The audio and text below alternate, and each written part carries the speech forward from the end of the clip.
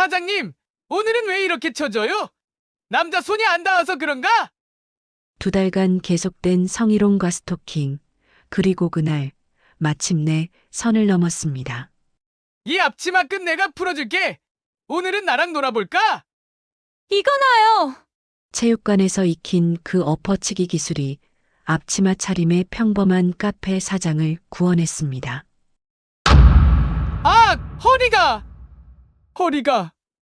어머, 저 사람 괜찮아? 저 못된 놈, 나 지금 영상 찍고 있어요. 아저씨가 먼저 손댔잖아요. 그렇게 시작된 이야기. 혼자라고 생각했던 여자가 발견한 진짜 용기에 대한 이야기입니다. 함께 들어가 보시죠. 그날도 여느 때처럼 평범한 하루였다. 점심 피크 타임이 지나고 손님들이 하나둘 자리를 뜨던 오후 3시쯤이었다. 나는 윤세영, 34살. 혼자서 작은 카페를 운영하며 조용히 살아가는 평범한 여자였다. 다시 봄이라는 이름의 내 카페는 신포동 골목 안쪽에 자리 잡고 있었다. 20평 남짓한 공간에 테이블 8개, 카운터 하나. 창가 쪽에는 내가 직접 키우는 화분들이 햇살을 받으며 싱그럽게 자라고 있었다. 오늘 하루도 무사히 지나가는구나 싶었다. 단골 할머니들은 오후 2시쯤 돌아가셨고 직장인들도 커피 테이크아웃하고 바쁘게 나가셨으니까. 이제 남은 건 창가 테이블에 앉아 독서하는 대학생 한 명과 아이 둘을 데리고 온 젊은 엄마 그리고 뜨개질하며 담소 나누시는 할머니 2분뿐이었다. 앞치마를 매만지며 마감 준비를 시작할 때 주방에서는 오늘 마지막으로 내린 원두 향이 은은하게 퍼지고 있었다. 에스프레소 머신에서 나는 지글지글 소리와 함께 오늘도 하루가 저물어 간다는 안도감이 들었다. 그때였다. 문이 쿵 열리더니 어김없이 그놈이 들어섰다. 김태호. 40살쯤 되어 보이는 이 동네에서는 꽤 유명한 건달이었다. 검은 반팔 티셔츠에 팔뚝과 목 뒤쪽까지 문신으로 뒤덮인 몸, 시선은 언제나 느물거렸고 입꼬리는 늘 반쯤 비웃고 있었다. 오늘은 왜 이렇게 처져 있냐며 남자 손이 안 닿아서 그러냐는 말로 시작했다. 첫 마디부터 기분 나쁜 말이었다. 하지만 가게 안에 손님들이 있으니 큰 소리 낼 수도 없었다. 아, 또 시작이구나. 나는 속으로 숨을 고르며 테이블 닦는 척 고개를 숙였다. 이제는 익숙한 패턴이었으니까. 이 남자 처음 내 가게에 온 지도 벌써 2달이 넘었다.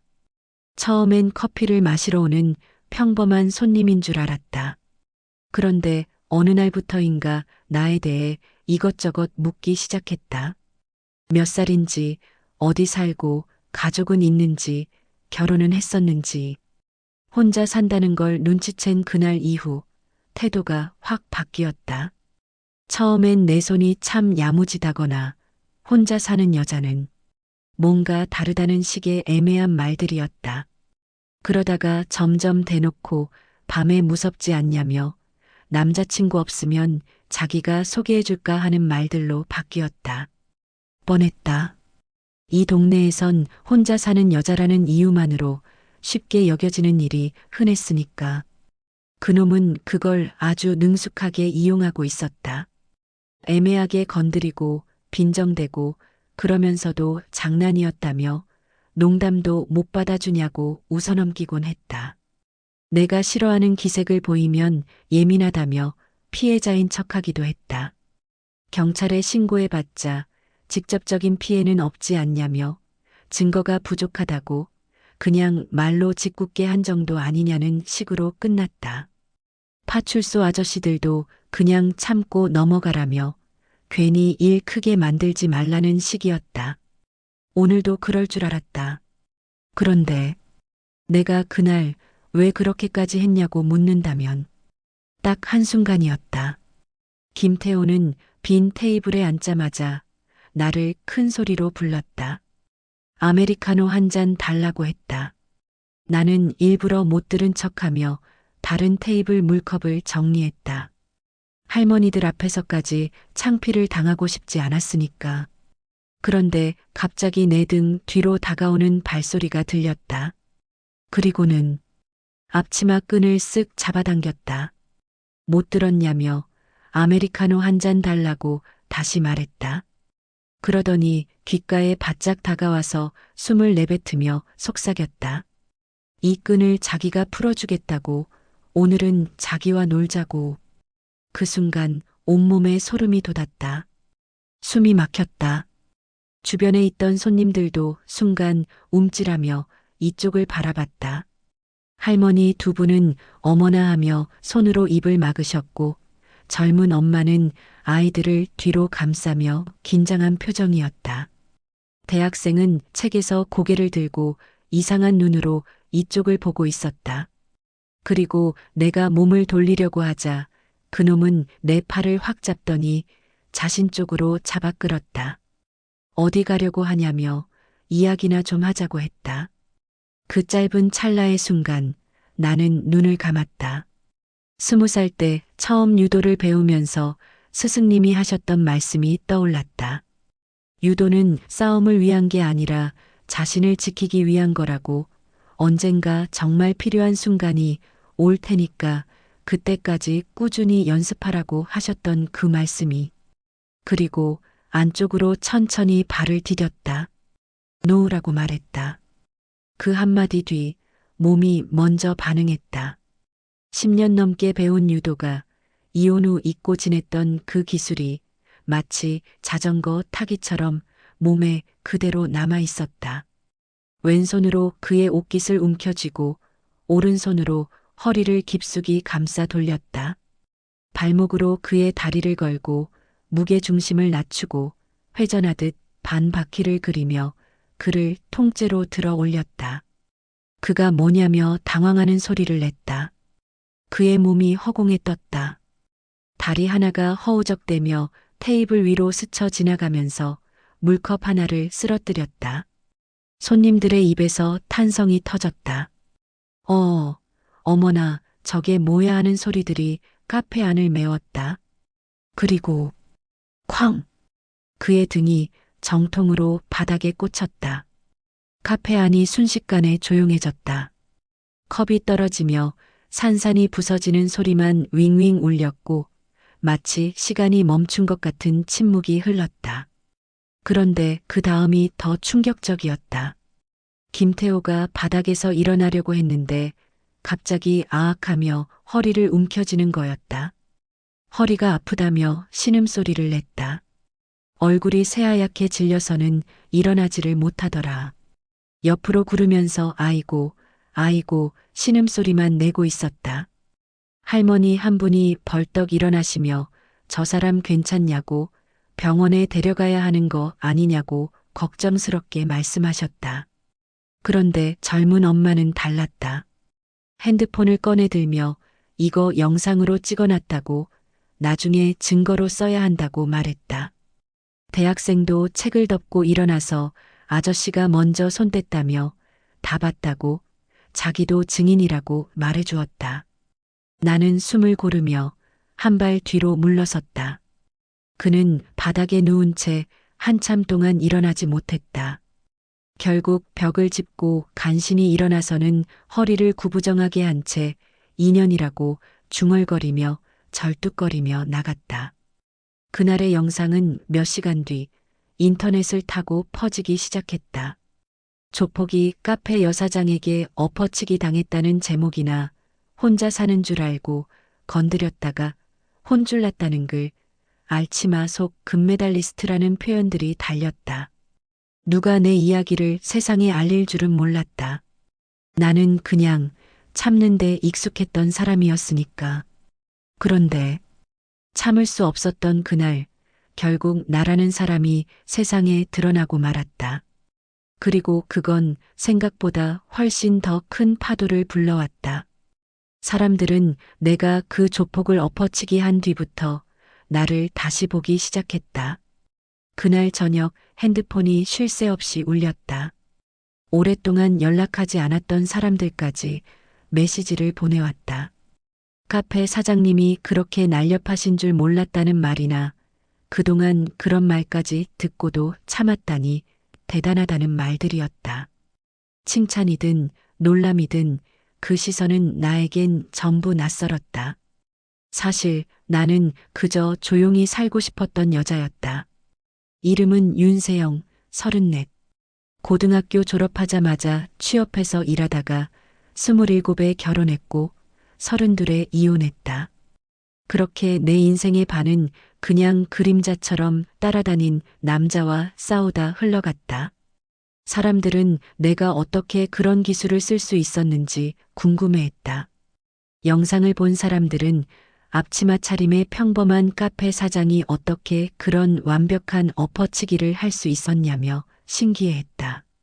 그 이야기를 하려면 20살 때로 돌아가야 한다. 그때 나는 작은 공장에서 일하는 여공이었다. 하루 12시간씩 서서 일하는 게 힘들었지만 집안 사정상 대학은 꿈도 못 꾸는 처지였다. 그런 내게 유도를 권한 건 공장 앞 도장을 운영하던 김 관장님이었다. 관장님은 내가 매일 새벽 5시에 출근하고 밤 9시에 퇴근하는 걸 보시고는 몸이 망가지기 전에 운동을 해야 한다고 하셨다. 돈이 없다고 하니까 도장 청소를 조건으로 무료로 가르쳐 주겠다고 하셨다. 처음엔 재미삼아 시작했다. 그런데 유도복을 입고 매트 위에 서는 순간 뭔가 달라지는 느낌이었다. 평소에는 작고 왜소해서 사람들이 우습게 보던 내가 도장에서만큼은 당당해질 수 있었다. 관장님은 내게 말씀하셨다. 유도는 힘으로 하는 게 아니라 기술이라고, 상대방의 힘을 이용해서 넘기는 거라고. 여자라서 불리한 게 아니라 오히려 유연성과 순발력에서는 더 유리할 수 있다고 하셨다. 그렇게 10년을 배웠다. 새벽 운동, 저녁 운동, 주말 대회 참가까지. 내 생활의 중심이 유도였다. 시내 대회에서 금메달도 몇 번 땄고 도 대회에서도 입상한 적이 있었다. 그때 사람들은 나를 보며 말했다. 여자치고 힘 좋다고, 남자보다 낫다고. 근데 그게 오히려 독이 되더라. 결혼 후에는 내가 여자답지 않다는 이유로 시댁에서 손가락질을 받았다. 시어머니는 며느리가 운동한다는 게 마음에 안 드신다며 그런 걸 배워서 뭐 하냐고 핀잔을 주셨다. 남편은 처음엔 자랑스러워했다. 자기 아내가 운동을 잘한다며 친구들 앞에서 자랑하기도 했다. 그런데 시간이 지나면서 점점 나를 경계하고 무시했다. 술에 취해선 내 손목을 잡고 이러더라. 그 유도 실력을 집에서도 쓸 거냐며 무섭다고 했다. 나는 그 말이 이해가 안 됐다. 내가 언제 남편한테 손을 댄 적이 있었나? 나는 그저 남편을 사랑했고 좋은 아내가 되려고 노력했을 뿐이었다. 하지만 남편에게는 내 존재 자체가 부담이었던 모양이다. 친구들이 농담 삼아 처가 무서우겠다고 하면 남편은 정말로 기분 나빠했다. 결국 바람이 났다.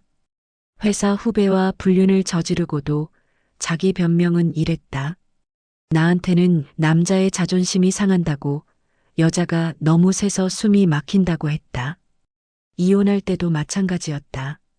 위자료는 고사하고 오히려 내가 남편의 길을 죽여서 바람을 피게 만들었다는 식으로 몰아갔다. 시댁에서도 며느리가 너무 강해서 아들이 힘들어했다며 이혼이 잘 됐다고 했다. 나는 그때 깨달았다. 내가 강하다는 것, 스스로를 지킬 수 있다는 것이 때로는 죄가 된다는 걸. 그래서 이혼 후에는 유도를 그만뒀다. 도복도 장롱 깊숙이 넣어두고 관장님께도 더 이상 도장에 나가지 않겠다고 말씀드렸다. 혼자 빈손으로 신포동에 내려와서 이 카페를 열었다. 다시 봄이라는 가게 이름도 그저 마음속 바람 하나로 지었다. 아무 일도 일어나지 않기를 그냥 조용히 향기 좋은 커피와 따뜻한 말 한마디 나누며 살기를 바랐던 거다. 그러나 현실은 늘 반대로 흐른다. 조용한 여자를 세상은 가만두지 않는다. 그 김태호라는 놈도 처음엔 정말 평범한 손님이었다. 말도 잘하고 커피 맛도 칭찬했다. 내 손이 참 야무지다는 식의 약간의 농담도 그냥 스쳐 넘겼다. 그러다 어느 날부터인가 혼자 사냐, 결혼은 했었냐, 애는 있냐, 이상하게 집요하게 물었다. 그땐 몰랐다. 그 모든 질문이 사냥감을 파악하는 과정이었다는 걸. 그 이후부터였다. 자주 들르고 혼자 있는 시간만 골라 찾아오고 커피는 시키지도 않고 카운터 근처에 앉아 멀뚱멀뚱 나를 보는 시간도 많아졌다. 도망치고 싶었지만 가게를 비울 수는 없었다. 주민센터에도 말해보고 파출소에도 몇 번 가봤지만 직접적인 위해는 없지 않냐며 그냥 말로 불쾌한 거 아니냐는 식이었다. 이 동네에서 여자가 혼자 산다는 건 곧 자기 방어가 불가능한 사람으로 보이는 것이다. 하지만 그 누구도 몰랐다. 내 안에는 아직 유도장에서 땀 흘리던 내가 남아 있었다는 걸. 어깨에 멍이 들고 매트 바닥에 쓰러져도 눈빛만은 꺾이지 않았던 나. 그날 밤 영상을 보면서 든 생각은 이랬다. 내가 참다가 결국 폭발했다고 사람들은 말하지만 사실 나는 그날 전까지 수백 번을 고민했었다. 내가 참아야 덜 번거롭겠지. 동네에서 소문나는 것도 싫고 경찰 오고 괜히 가게에 불똥 튀면 어쩌지 하면서. 하지만 그날 내 등 뒤로 다가와 앞치마 끈을 잡아당겼을 때 그리고 귓가에 숨결을 내뱉으며 희롱하던 그 순간 나는 내가 날 지켜야겠다고 생각했다. 이건 유도가 아니라 내 인생의 중심을 잡는 문제라고. 그렇게 나는 내 몸을 한 번 더 굴리기로 했다. 하루 이틀 정도는 잠잠하겠거니 했다. 조폭이라는 놈이 사람들 앞에서 그 꼴을 당했으면 창피해서라도 발길 끊을 줄 알았다. 게다가 허리까지 다쳤으니 당분간은 몸조리하느라 바쁠 거라고 생각했다. 내 착각이었다. 딱 사흘 만에 다시 나타났다. 그것도 이번엔 혼자가 아니었다. 그날은 평소보다 손님이 적었다. 영상이 퍼진 후로 가게 분위기가 어수선해졌다며 발길을 끊는 사람들이 있었다. 오후 4시쯤 마지막 손님이 나간 후 혼자 설거지를 하고 있을 때였다. 검은색 승용차 한 대가 가게 앞에 멈췄다. 차 문이 열리고 2명이 내렸다. 하나는 며칠 전 내 가게 바닥에 박힌 바로 그놈 김태호였다. 그리고 그 옆엔 나보다 머리 하나는 더 큰 눈매가 날카롭고 말없는 사내 하나가 같이 서 있었다. 김태호는 허리를 조금 구부정하게 하고 있었지만 걸음걸이는 생각보다 괜찮아 보였다. 하지만 그의 표정은 사흘 전과는 완전히 달랐다. 그 비웃는 듯한 여유는 온데간데 없고 차가운 분노만이 눈에서 번뜩이고 있었다. 나는 손에 들고 있던 컵을 내려놓고 가게 문을 천천히 걸어 잠갔다. 그들은 유리창 너머로 나를 노려봤다. 무표정이었지만 그 안에 깔린 뭔가 싸늘한 기운이 몸을 바싹 긴장시키는 느낌이었다. 잠깐 망설였지만 나는 침착한 척 문을 열었다. 도망치면 더 꼬일 것 같았다. 여기 커피 마시러 오는 곳이라고, 공포 주러 오는 데 아니라고 말했다. 입을 연 건 김태호였다. 지난번 거는 자기가 좀 과했다며 자기가 워낙 장난기가 많아서 미안했다고 했다. 하지만 그놈은 웃으며 다가왔지만 그 웃음이 지난번과는 달랐다. 그건 웃음이라기보다는 이를 드러낸 짐승 같았다. 옆에 있던 남자는 한마디도 안 했다. 그냥 주방 쪽을 한번 훑어보더니 카페 내부를 둘러보고는 조용히 의자에 앉았다. 마치 이 공간을 평가하는 것 같았다. 그리고는 김태호가 말했다. 내가 그날 너무 멋지게 자기를 엎어쳤다며 자기가 진짜로 이 동네에서 창피해서 못 살겠다고 했다. 그 순간 나는 이 인간이 끝까지 피해자 행세를 하겠구나 싶었다. 나는 차분하게 말했다. 그날 손님들 앞에서 내 앞치마를 잡아당기고 팔을 억지로 끌고 간 건 당신이었다고. 내가 신고 안 한 건 당신한테 자비를 준 거였다고. 김태호는 웃음을 거뒀다. 그 옆에 있던 사내가 천천히 입을 열었다. 목소리가 낮고 차분했지만 그 안에 담긴 위협은 뼈까지 스며드는 듯했다. 자기네 형님이 자존심이 좀 세신 분이라며 뭔가 사과받아야 풀릴 것 같다고 했다. 사과? 나는 순간 정신이 아찔했다. 잘못한 쪽이 사과를 받겠다며 다시 찾아오는 세상이라니. 그것도 협박을 정중하게 포장해서. 김태호는 탁자 위에 놓인 종이컵을 밀며 말했다. 그냥 이쯤에서 좋게 좋게 넘어가자고. 앞으로 장사하는데 방해 안 되게 해줄 테니 사과 한마디만 딱 하라고 했다. 가게 안엔 그날 이후 손님이 줄어 오늘도 한산했다. 주방엔 나 혼자, 도와주는 알바생도 없었다. 밖은 오후 4시, 대낮이지만 이 순간은 마치 깊은 밤의 지하실 같았다. 나는 문득 20살 때 도장에서 남자 체급상대로 연습하던 내 모습이 떠올랐다. 관장님이 내게 했던 말이었다. 상대가 힘이 세면 중심을 흐트러뜨리지 말고 기다리라고. 틈은 반드시 온다고 하셨던 그 말씀이. 나는 조용히 커피를 내리는 척하며 시간을 끌었다. 그리고 손등을 훑었다. 습관처럼 남아있던 굳은 살. 세상은 바뀌지 않았지만 내가 바뀌었다는 걸 나는 알고 있었다. 그런데 그 순간 문이 다시 열렸다. 낯익은 할머니 한 분이 들어오셨다. 이 동네에서 자주 보던 박순옥 할머니셨다. 70이 넘으셨지만 정정하시고 무엇보다 동네 일에 관심이 많으신 분이었다. 할머니는 분위기를 감지하고는 내 손을 꼭 잡고 물으셨다. 사장이 괜찮냐며 무슨 일인지 물어보셨다. 나는 그녀의 눈빛을 보며 혼자가 아니라는 걸 다시 느꼈다. 할머니의 따뜻한 손길이 내게 용기를 주었다. 김태호는 할머니를 힐끔 보더니 자리에서 일어났다. 그리고 나직하지만 또렷하게 말했다. 오늘은 여기까지라고. 근데 이 동네가 좁다며 커피 잘 팔고 싶으면 주변도 좀 잘 챙기고 살라고 했다. 그 말은 분명한 위협이었다.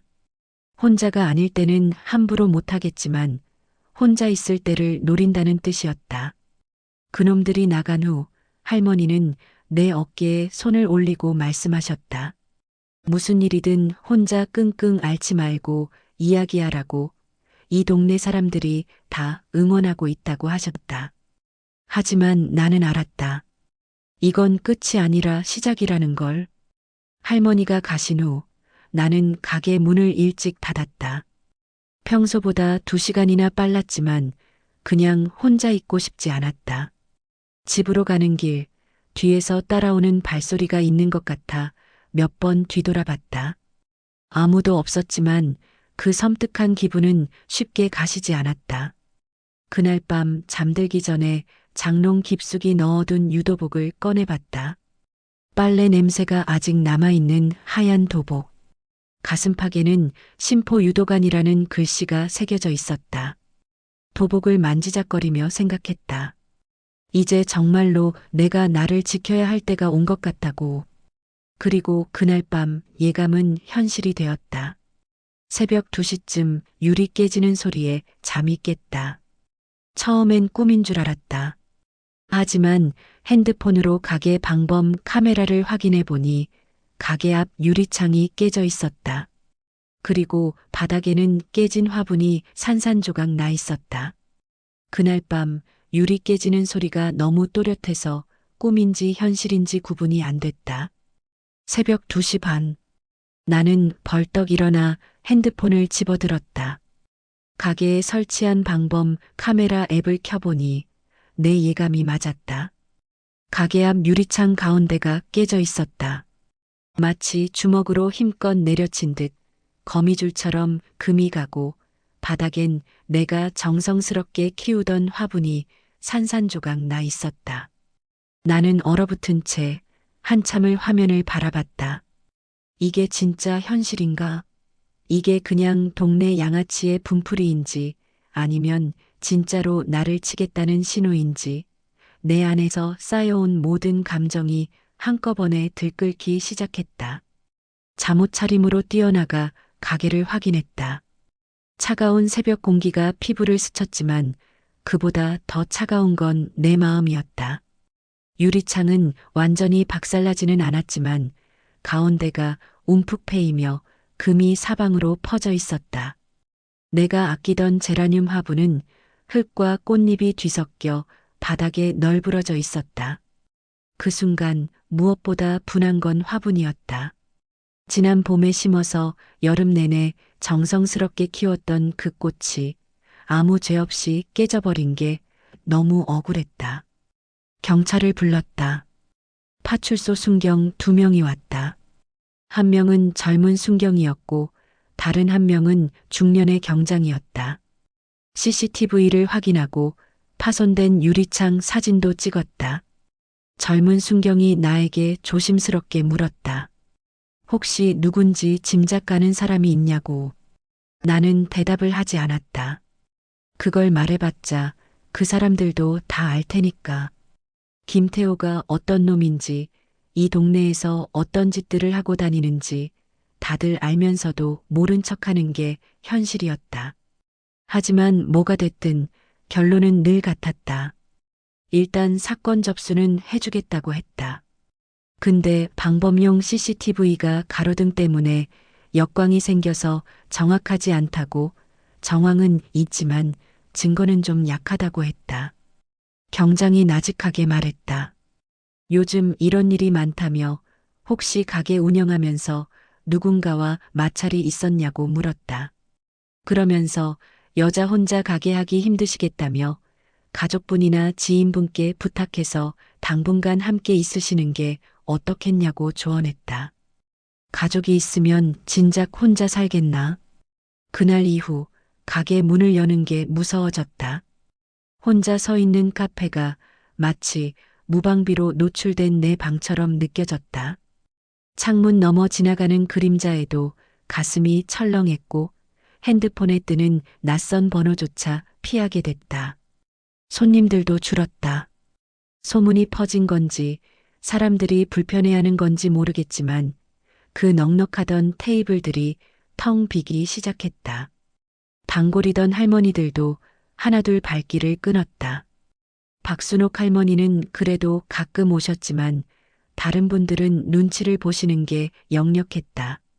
무서워서 못 오시는 것 같았다. 가장 힘든 건 밤이었다. 문단속을 3번씩 확인하고 이불 속에서 핸드폰을 꼭 쥔 채 잠을 청했다.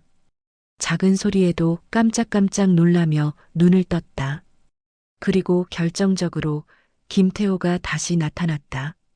이번엔 웃지도 않았다. 말도 하지 않았다. 그냥 유리창 앞에 서서 나를 내려다보았다.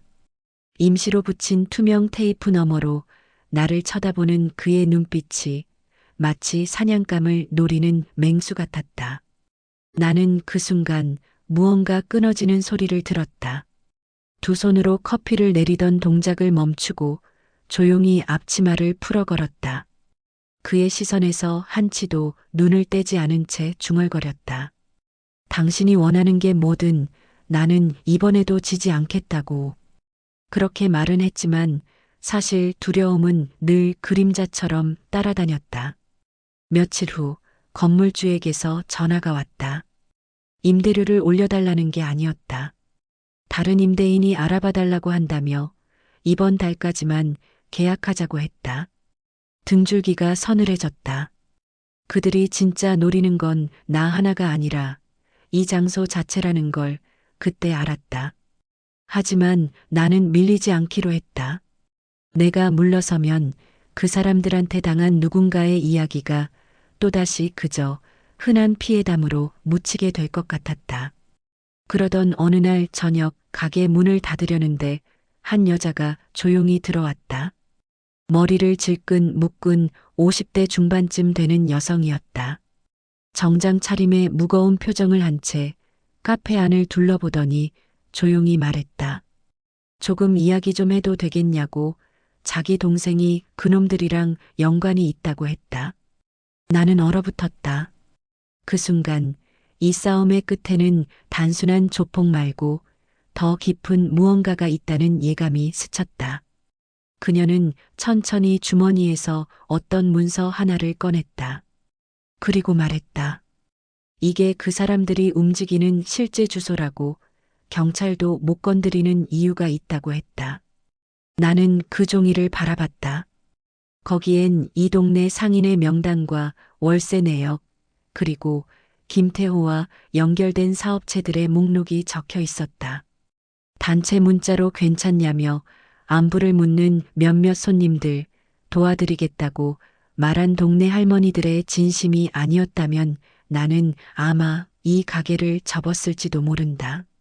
하지만 그 따뜻함만으로는 이 싸움을 끝낼 수 없다는 것도 알았다. 그리고 느꼈다. 이 싸움, 이제 내 손으로 끝내야 할 때가 왔다고. 그 여자의 이름은 이미선이었다. 카페 문을 닫고 그녀와 마주 앉았을 때 나는 그녀의 눈빛에서 나와 비슷한 무언가를 보았다. 억울함과 분노, 그리고 오랫동안 참아온 절망 같은 것들이었다. 그녀는 천천히 입을 열었다. 자기 동생이 김태호 밑에서 일하고 있다고 했다. 아니, 정확히는 일하고 있었다고 해야 맞다고 덧붙였다. 동생 이름은 이민호. 28살의 평범한 청년이었는데 사업 실패로 빚에 쪼들리다가 김태호 조직에 들어갔다고 했다. 처음엔 단순히 돈 빌려주고 이자 받는 일이라고 생각했단다. 하지만 현실은 달랐다. 그들은 이 동네 상가들을 하나씩 차지해 나가고 있었다. 겉으로는 합법적인 임대업이나 용역업체로 포장했지만 실제로는 협박과 폭력으로 상인들을 내쫓고 있었다. 그 과정에서 민호가 양심의 가책을 느꼈다고 했다. 특히 혼자 사는 여자들을 괴롭히는 일에 참여하면서 견디기 힘들어했단다. 이미선이 손수건으로 눈가를 닦으며 말했다. 동생이 그만두겠다고 했을 때 김태호가 뭐라고 했는지 안다고. 한번 들어온 놈은 나갈 수 없다며 가족들까지 해치겠다고 협박했다고. 그리고 한 달 전 민호가 사라졌다. 경찰에 신고했지만 성인 남성의 가출이라며 제대로 수사해주지 않았다. CCTV를 확인해봐도 민호가 마지막으로 목격된 곳은 김태호가 운영하는 사무실 근처였다. 이미선이 꺼낸 문서에는 충격적인 내용들이 적혀 있었다. 김태호가 운영하는 건 단순한 조폭 조직이 아니었다. 겉으로는 부동산 개발업체였지만 실제로는 이 일대를 재개발하려는 대기업과 연결되어 있었다. 상인들을 하나씩 내쫓고 건물을 헐값에 사들인 후 대기업에 비싸게 넘기는 것이 그들의 수법이었다. 내 카페도 그 계획에 포함되어 있었다. 그래서 김태호가 나를 그렇게 집요하게 괴롭힌 거였다. 처음에는 회유로, 그 다음에는 협박으로, 마지막에는 폭력으로 내쫓으려 했던 것이다. 이미선은 나에게 말했다. 동생을 찾기 위해 사설탐정까지 고용했는데 그 과정에서 김태호 조직의 실체를 알게 되었다고. 그리고 내 사건을 보면서 이제는 더 이상 혼자 싸울 수 없다는 걸 깨달았다고 했다. 그녀가 보여준 또 다른 자료에는 김태호 조직의 피해자 목록이 있었다. 지난 2년 동안 이 동네에서 사라진 가게들, 갑자기 문을 닫은 식당들, 이유 없이 이사를 간 상인들의 명단이었다. 내 가게 근처의 문구점 아저씨도 거기 있었다. 작년에 갑자기 가게를 닫고 이사를 갔는데 그냥 장사가 안 되어서 그런 줄 알았다. 하지만 실제로는 김태호 조직의 협박 때문이었다. 이미선이 말했다.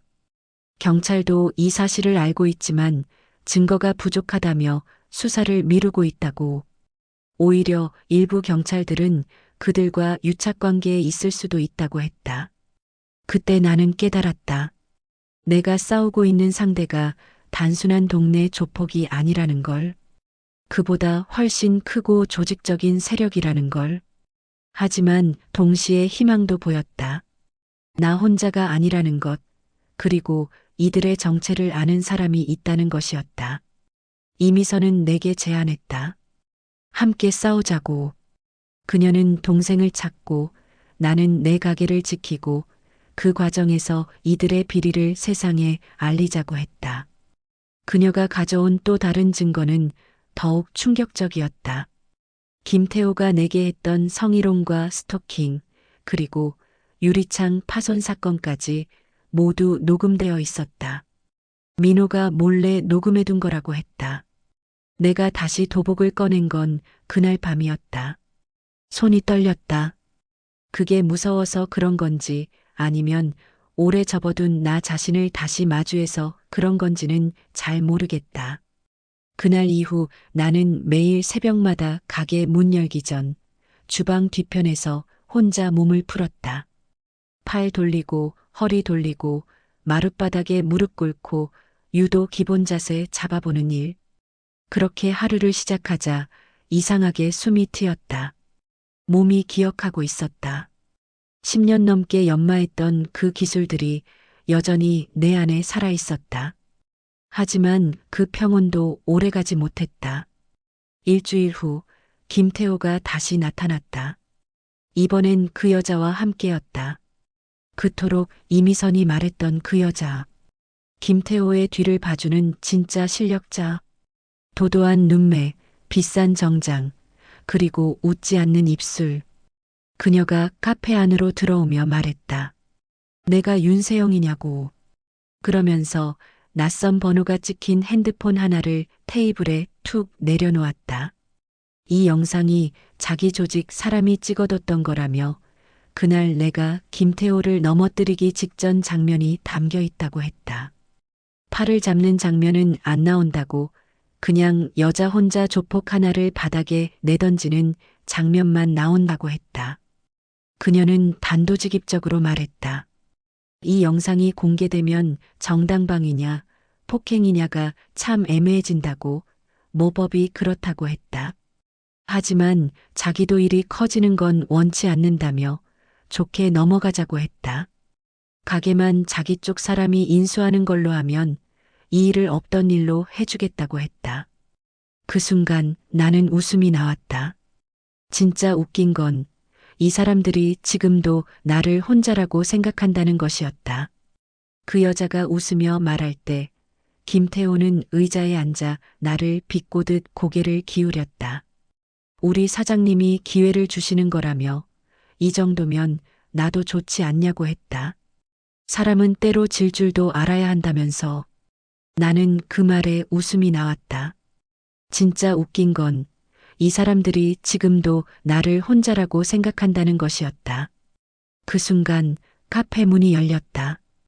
동네에서 자주 보던 박순옥 할머니가 들어오셨다. 그 뒤로는 문구점을 운영하시던 김 사장님, 그리고 세탁소 사모님까지 줄줄이 따라 들어왔다.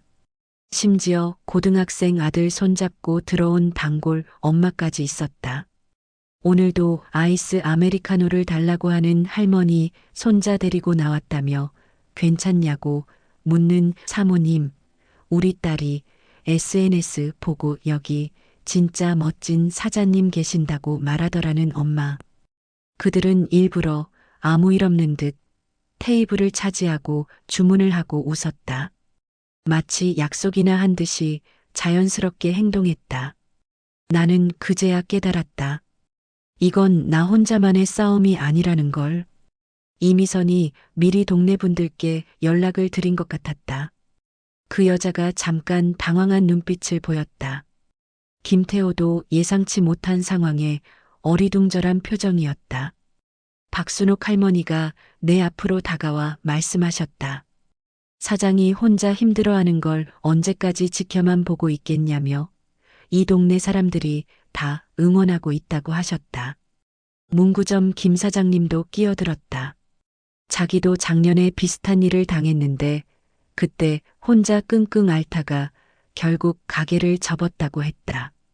하지만 세영이는 달라야 한다며 이 동네에 이런 가게가 꼭 필요하다고 하셨다. 그 여자가 자리에서 천천히 일어났다. 이런 식으로 나오면 영상이든 뭐든 다 터뜨릴 수 있다고 협박했다. 나는 그녀의 눈을 똑바로 보며 말했다. 당신이 죽인 건 내 동생뿐이 아니라고, 내 인생도였다고. 잠시 멈춰서 조용히 들이마신 숨, 그리고 말끝에 힘을 주어 덧붙였다. 그 영상을 퍼뜨리면 퍼뜨리라고, 세상이 보고 판단하게 하자고, 그날 누가 먼저 손을 댔는지, 그리고 누가 진짜로 무너져야 하는지를 알게 하자고 했다.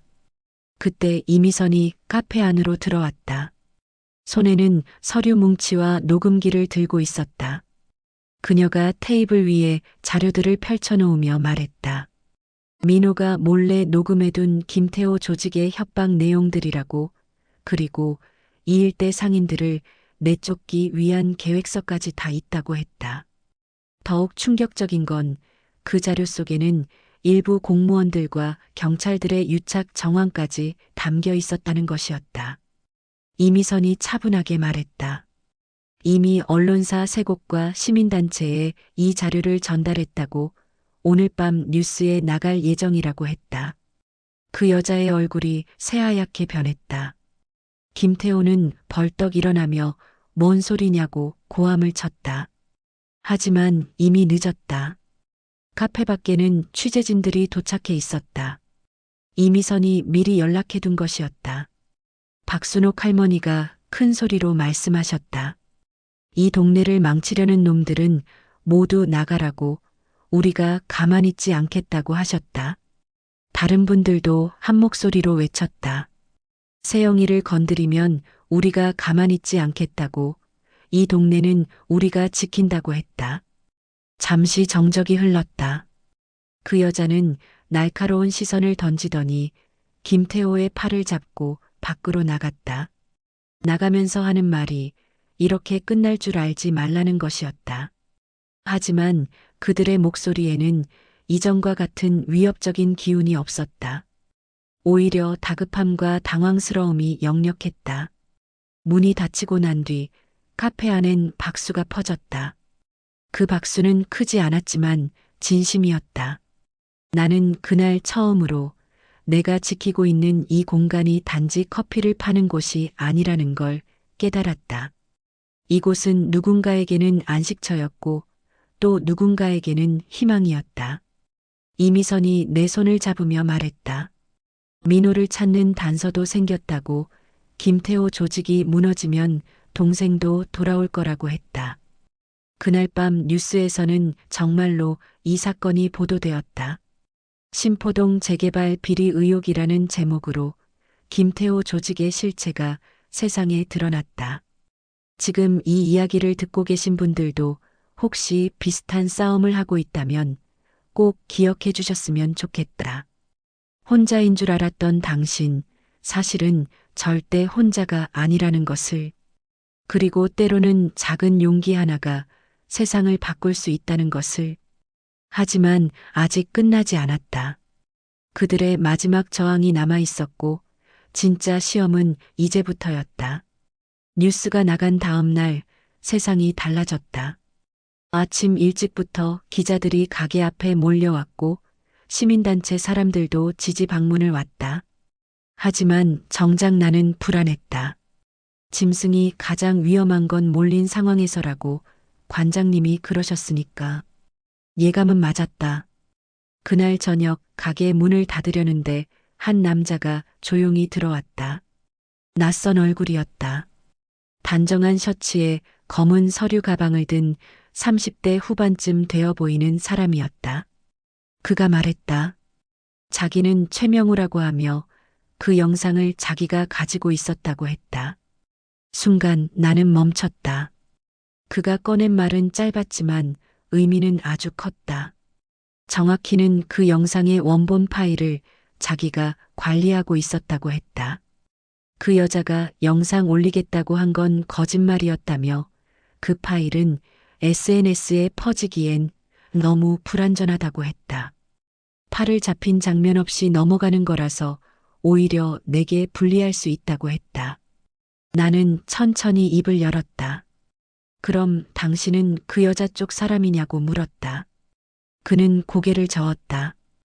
원래는 그 조직 쪽에서 일했다고 비자금 관리나 허위법인 처리 같은 일을 했다고 했다. 근데 솔직히 말하면 내 영상을 보고 나서 마음이 바뀌었다고 했다. 그는 노트북을 꺼내 영상 한 장면을 보여줬다. 도복도 아닌 앞치마 차림으로 한 손으로 목깃을 잡고 한 손으로 허리를 감아 상대를 완전히 회전시켜 넘기는 그 장면. 바로 나였다. 주방의 조명, 뒤틀린 김태호의 얼굴, 입을 벌린 손님들, 그리고 박히는 순간의 쾅 소리까지. 나는 그걸 보며 속으로 중얼거렸다.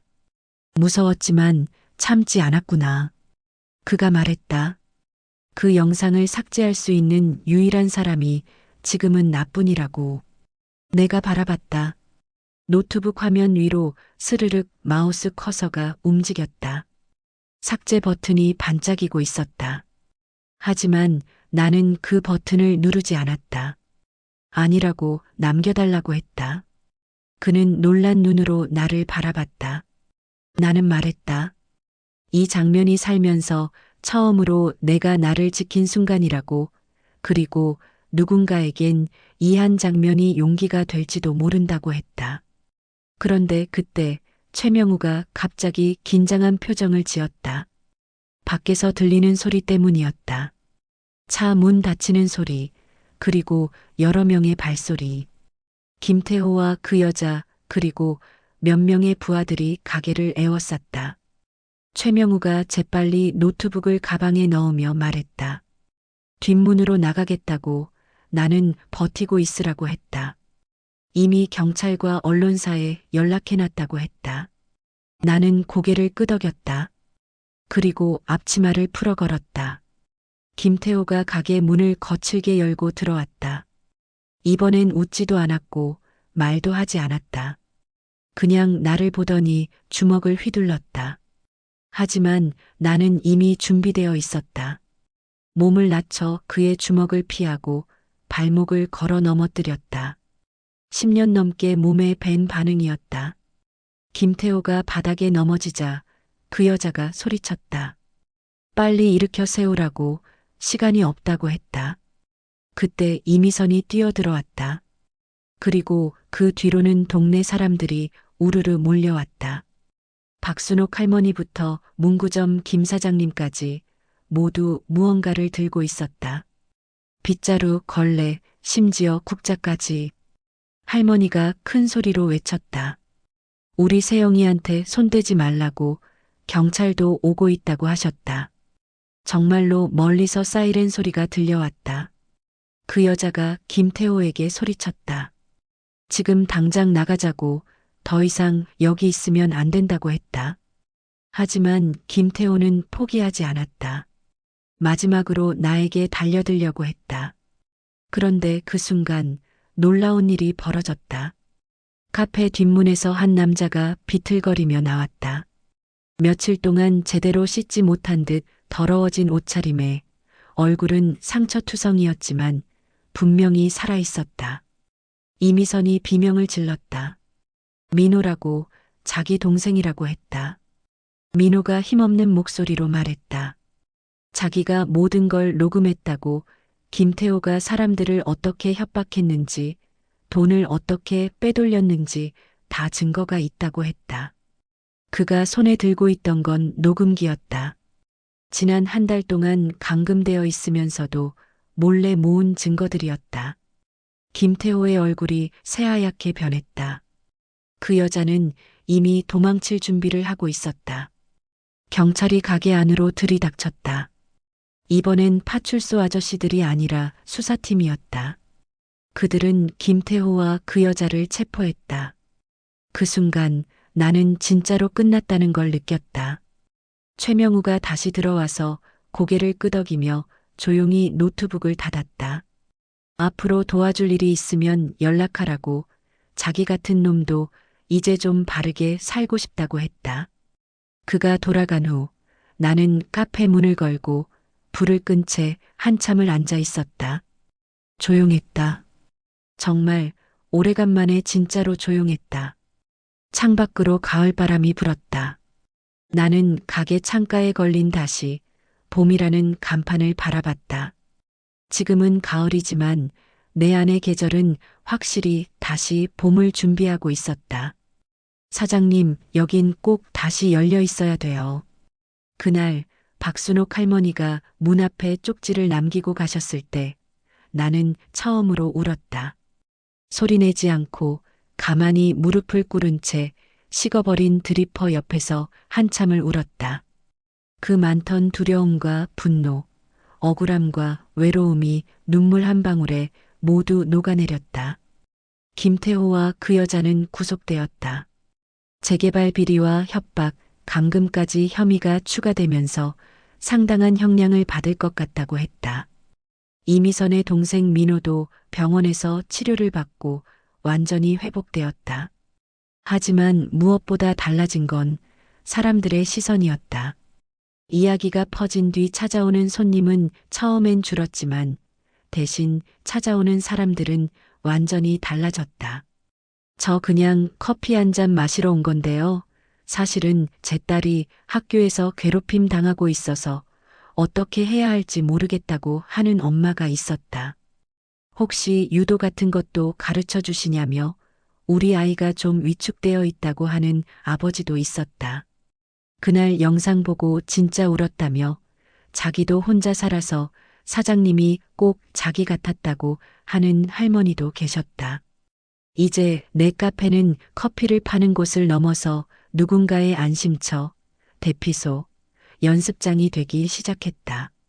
사람들은 더 이상 나를 그냥 이혼한 여자나 유도 좀 하는 사장님으로 보지 않았다.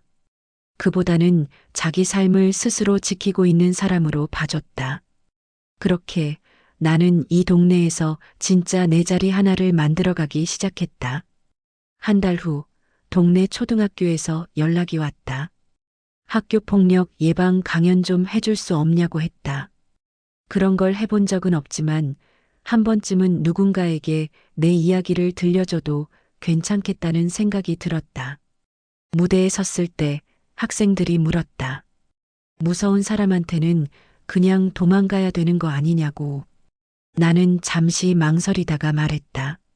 그래도 때로는 나 자신을 지키기 위해 맞설 필요도 있다고, 겁이 나도 괜찮다고, 중요한 건 그 상황에서 나를 버리지 않는 거라고 했다.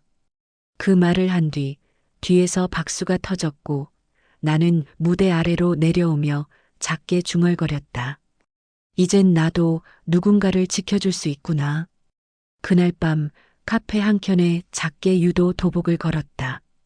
그 위엔 20살 때 땄던 메달 하나를 살짝 올려두고 손글씨로 쓴 작은 안내문도 붙였다. 여긴 몸과 마음이 위협받은 분들이 따뜻한 커피 한 잔 마시고 갈 수 있는 곳입니다. 이미선과는 진짜 친구가 되었다. 그녀는 민호와 함께 새로운 사업을 시작했고 나는 때때로 그들의 든든한 조력자가 되어 주었다. 우리는 서로의 상처를 이해하는 사람들이었다. 가끔씩 동네 할머니들을 위한 소소한 유도, 체조 교실도 열었다. 진짜 유도를 가르치는 건 아니고 그냥 몸을 풀고 스트레칭하는 정도였지만 할머니들은 무척 좋아하셨다. 박순옥 할머니는 농담 삼아 말씀하셨다. 이제 동네에 무서운 게 없다고, 우리에겐 세영이가 있다고 하시면서. 하지만 나는 알고 있었다. 진짜로 나를 지켜준 건 유도 기술이 아니라 나를 믿어준 사람들의 마음이었다는 걸. 겨울이 되고 깨진 유리창 자리에는 새로운 유리가 들어섰다. 그 유리창 앞에는 이제 화분들이 다시 자라고 있었다. 지난 봄에 심었던 제라늄은 죽었지만 새로 심은 꽃들이 겨울을 버티며 봄을 기다리고 있었다. 가끔씩 유리창에 반사된 내 얼굴을 보면 이제는 낯설지 않다. 조용히 앞치마를 메고 두 손으로 커피를 내리는 그 평범한 일상이 내게는 가장 값진 삶이 되었다. 어느 날 젊은 여자가 혼자 찾아왔다. 떨리는 목소리로 말했다. 자기도 직장에서 괴롭힘을 당하고 있는데 어떻게 해야 할지 모르겠다고 했다. 나는 그녀에게 따뜻한 커피 한 잔을 내어주며 말했다. 혼자가 아니라고, 그리고 참는 게 늘 답은 아니라고 했다. 그날 저녁 그 여자가 돌아간 후 나는 가게 문을 닫으며 생각했다. 마지막으로 한마디 남기자면 혹시 지금 이 이야기를 듣고 있는 누군가가 누군가에게 억울하게 침범당한 채 혼자서 숨죽이고 있다면 꼭 말해주고 싶다. 당신은 혼자가 아니다. 참는 게 늘 답은 아니고 지키는 게 반드시 두려워할 일만은 아니라는 것. 그날 앞치마를 잡아당기며 다가온 그 김태호는 이제 다시는 내 앞에 설 수 없다. 왜냐면 나는 그보다 더 단단한 사람이 되었으니까. 그리고 이제는 누군가에게 힘이 되어줄 수 있는 내가 되었으니까. 내 카페 다시, 봄은 오늘도 문을 열고 있다. 따뜻한 커피와 함께 누군가의 용기가 될 수 있는 이야기를 품은 채로. 지금까지 어머나 사연이었습니다. 나가시기 전에 구독과 좋아요 부탁드릴게요. 영상 제작에 큰 힘이 됩니다. 끝까지 시청해 주셔서 대단히 감사드립니다.